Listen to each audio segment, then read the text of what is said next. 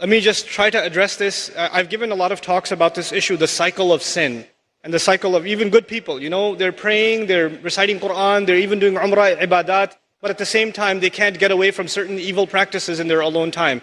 There are two parts of this problem. One of those parts is spiritual and the other part is psychological. And we have to address both of those parts. Let me start with the psychological only because most of the time when we have these discussions, we don't address the psychological side. We only address the spiritual side. So I'll try to address the psychological side of this a little bit. You have to understand that in psychology, there are triggers. In other words, there are certain situations that make your mind, release certain chemicals in your brain and they make you want to do some things in certain settings. There are triggers. So for example, for a young man, I'll give a crude example. A young man is watching an action movie and he's watching the movie and he sees a beautiful woman. And as soon as he sees that one scene, his mind gets triggered. And he pauses the movie and watches something far worse. And he gets into the habit of doing that. It wasn't the movie itself, it was just that one thing that triggered it. Or for some people, when they go back into their apartment or in their room, when they're alone by themselves, bad things happen.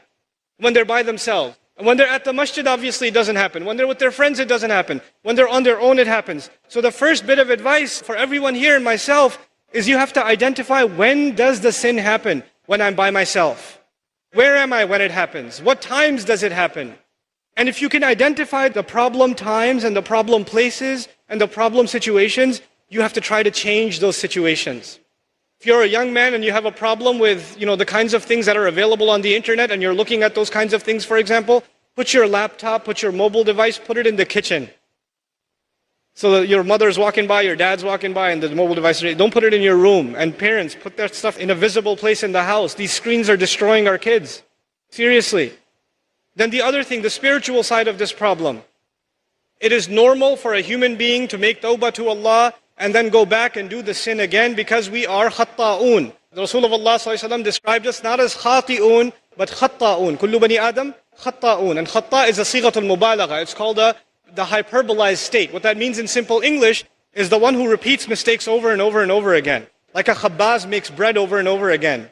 A khatta' makes mistakes over and over again. So that will happen. It's inevitable that some sin will occur over and over again. However, if in the back of your mind, the moment you made tawbah, you are already thinking about 3 weeks from now, I'm going to be doing this again anyway. If you're thinking that in the back of your head, then لَيْسَتِ التَّوْبَةِ لِلَّذِينَ يَعْمَلُونَ السَّيِّئَاتِ. Tawbah is not for people who continually do evil deeds. They've already accepted it. Allah says, وَلَمْ يُصِرُّوا عَلَى مَا فَعَلُوا. They don't insist on what they did. In other words, you have to make a serious, verbalized, conscious commitment. This has to stop. Not that one time you cry and you turn to Allah, I'm so sorry, I can't believe I did this, and you don't do it, You have to figure out a way to get away from this entirely, a serious commitment to yourself. And if you can't do it on your own, seek the help of friends. Seek the help of people you trust. I know it's embarrassing sometimes, but we all need counsel and help sometimes. And when you realize that it's been going on for years, and you haven't been able to get out of it, it is time to seek someone else's help. Which is why in the ummah today, psychological and spiritual counseling is so important. So many young people are in need of counseling and families are in need of counseling. That is one of the greatest priorities of this ummah because that will be a vehicle by which peace will be delivered to people.